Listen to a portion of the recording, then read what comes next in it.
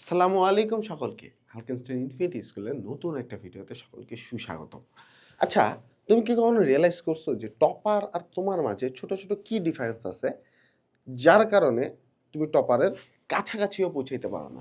মাঝে, মাঝে চিন্তা হয় না যে এই শালা এমন কি এমন করে যে টপার মানে এর রেঞ্জেই আমি পড়াশোনা করছি। কিন্তু এ টপার হচ্ছে, আমি হইতে পারতেছি না। ওকে। তো টপার আর তোমার মাঝে যে ছোট, ছোট বৈশিষ্ট্যগুলো আছে সেগুলো নিয়ে আজকে আমরা আলোচনা করব। এবং তুমি নিজেও চিন্তা করে দেখতে পারো যে এই যে ছোট, ছোট যে ডিফারেন্স গুলো আছে তোমার আর টপারের মধ্যে এগুলো আসলেই তোমার ক্ষেত্রে কাজ করছে কিনা। ওকে। তোমরা হোমওয়ার্ক একটা ইস্যু মানে একটা বিষয় সম্পর্কে জানো না হোমওয়ার্ক? সেটা স্কুলে স্যার দেয়। ঠিক আছে? স্কুলে স্যার দেয়, বাসার স্যার দেয়, তারপর হচ্ছে তোমার কোচিং এ দেয় বা এই যে আমরা যখন ক্লাস করাই আমরাও কিন্তু হোমওয়ার্ক দিয়ে রাখি। তুমি বুকে হাত দিয়ে বলো তো কয়জন এই স্কুলের বা কোচিং এ যেখানে তোমাকে মারা হয় না বা যেখানে তোমাকে এই হোমওয়ার্কের জন্য কোনো পানিশমেন্ট দেয়া হয় না সেখানে কয়জন এই হোমওয়ার্কটা তোমরা করো? মেক্সিমামই করো না। কিন্তু তুমি কি জানো যে এই যে টপার যেটা আছে সে সকল ধরনের হোমওয়ার্ক করে। ইভেন আমাদের ক্লাসগুলোতে যে হোমওয়ার্কগুলা দেয়া আছে এগুলোও তারা করে কিন্তু আমাদেরকে সাবমিট করে। ঠিক আছে? বুঝতে পারছো? ওকে। তাহলে তুমি কি এই হোমওয়ার্কটা করো? আমি আমার স্কুলে দেখতাম আমার বন্ধু-বান্ধব কিছু যারা টপার ছিল, তারা স্কুলে মানে বোরিং ক্লাস যেগুলো আমার মনে হইতো বোরিং ক্লাস, এগুলোতে স্যাররা স্পেশালি বিজিএস, ইসলাম এগুলোতে স্যাররা যে হোমওয়ার্ক গুলা দিত তারা এগুলোও পর্যন্ত করে আনতো। আমি বলতাম যে ধ্যাত এগুলা কেউ করে? স্যার তো কিছু বলবেই না। পরের দিন স্যার নিজেও ভুলে যাবে। এরা কি করতো? যে এরা হচ্ছে ক্লাসের মাঝখানে বা কোনো একটা জায়গায় দাঁড়ায় বলতো যে, "স্যার আপনি তো কালকে হোমওয়ার্ক দিছিলেন।" পিছনে মনে করো ঝাট-মাট, মাথা-মুথা সব গরম হয়ে যাইত যে, "হোমওয়ার্ক নিয়ে বলার কি দরকার ছিল ভাই? তুই করছিস, করছিস।" তাই না? ওকে। তো আমরা ওই সেম রেঞ্জে ওদের মতো পড়াশোনা করার চেষ্টা করতাম। তো করে রেজাল্টের সময় দেখতাম যে ওরা আসলেই আগায় আছে, আমরা তো পিছায় আছি। কি জন্য? এই যে একটা ছোট্ট ডিফারেন্স সেটা হচ্ছে হোমওয়ার্ক। ওরা বাসার যে হোমওয়ার্কটা আছে এটা করে ভাইয়া। এটার ফলে তুমি কি বেনিফিট পাবা জানো? এট লিস্ট তুমি নন সায়েন্সের সাবজেক্টগুলোতেও যদি হোমওয়ার্ক করো, তুমি টপিকগুলো সম্পর্কে ভালো করে জানতে পারবা। তোমরা মেক্সিমামই কিন্তু বাংলা, ইংলিশকে আর গুরুত্ব দাও না। টপিকগুলো সম্পর্কে জানতে পারবা।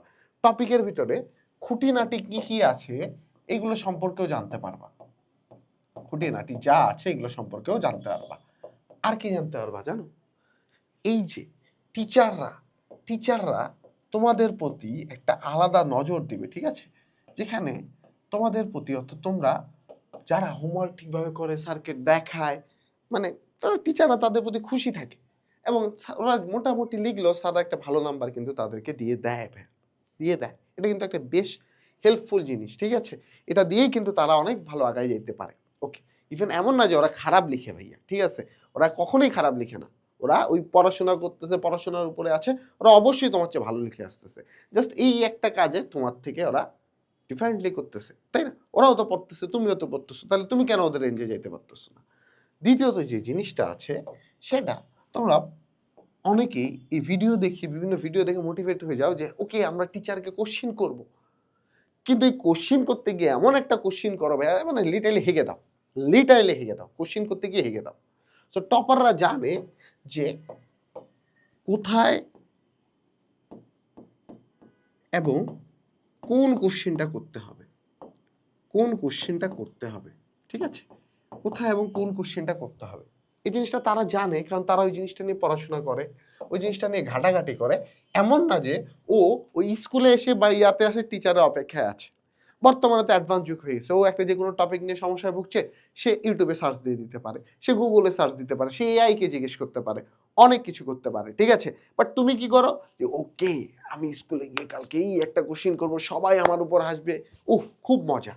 আসলে খুব মজা না। তুমি আল্টিমেটলি জোকার হয়ে যাচ্ছ। তোমাকে সবাই জোকার বলবে। ঠিক আছে? বুঝতে পারছো? সো কোথায় এবং কোন কোশ্চেন করতে হবে এটা টপাররা খুব ভালো করে জানে। তৃতীয় আরেকটা কথা।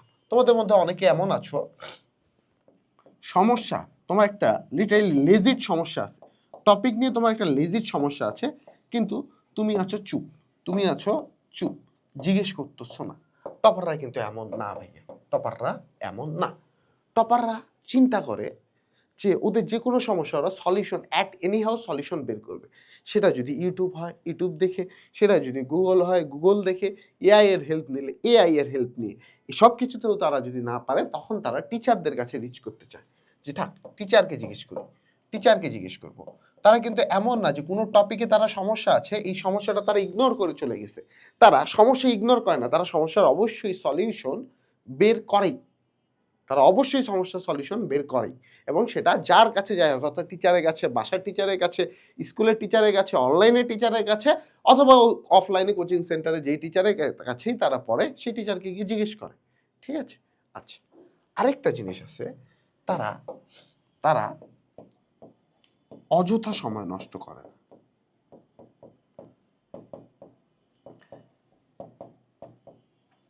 এবং তাদের ফার্স্ট প্রায়োরিটি থাকে তাদের পড়াশোনা।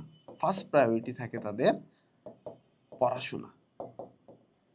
ফার্স্ট প্রায়োরিটি যদি থাকে তাদের পড়াশোনা, ঠিক আছে? ফার্স্ট প্রায়োরিটি কি থাকে তাদের?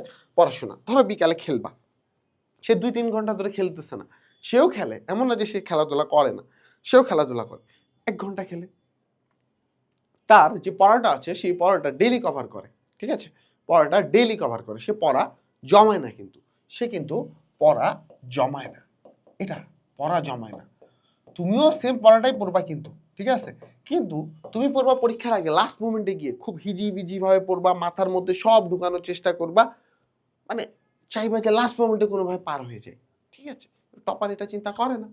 টপার কি চিন্তা করে? আগে থেকেই পড়ে, প্র্যাকটিসের উপর থাকে, এক্সাম দেয়, বারবার প্র্যাকটিস করে। সে প্রত্যেকবার তার ভুলগুলো বের করতে চায় যে সে আসলে এই টপিকটা, যে কোনো একটা টপিক সে পড়তেছে, এই টপিকে আসলে সে কোথায় বারবার ভুলটা করছে, এই জিনিসটা বের করতে চায়। বুঝতে পারছো? সো তুমি এই কয়েকটা জিনিস নিজের মধ্যে একটু নিয়ে আসো, দেখবা তুমিও টপার হয়ে গেছো ভাইয়া। ওকে?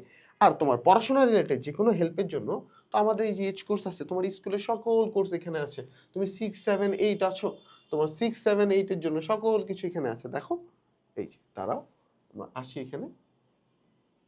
ওকে, ওকে, এই যে 6, 7, 8 এর আছো, তোমার 6, 7, 8 এর সকল ধরনের প্রিপারেশন আমাদের সাথে আছে। যারা 8 এ আছো, বৃত্তি পাইতে চাচ্ছ, মিডিয়াম তোমার এভারেজ স্টুডেন্ট, তাদের জন্য এই যে বৃত্তি কোর্স তো আছেই। বৃত্তি কোর্সে চলে যাও, যে কমপ্লিট একাডেমিক প্রোগ্রাম নিচে আসলে এই যে সিওর স্কলারশিপ প্রোগ্রাম 2.0। আচ্ছা, যারা 9, 10 এর আছো, তাদের জন্য এসএসসি প্রস্তুতির কোর্সগুলো তো আছে। এই যে এসএসসি 27 এর জন্য আছে, এসএসসি 28 এর জন্য আছে, এসএসসি 26 তো অলরেডি চলে গেছে, তাই না? তো এই যে তোমার এই পড়াশোনাগুলো তুমি কভার করো, তাহলেই তো তোমার হয়ে যাবে। ওকে? সকলেই ভালো থাকো, সুস্থ থাকো। আল্লাহ হাফেজ।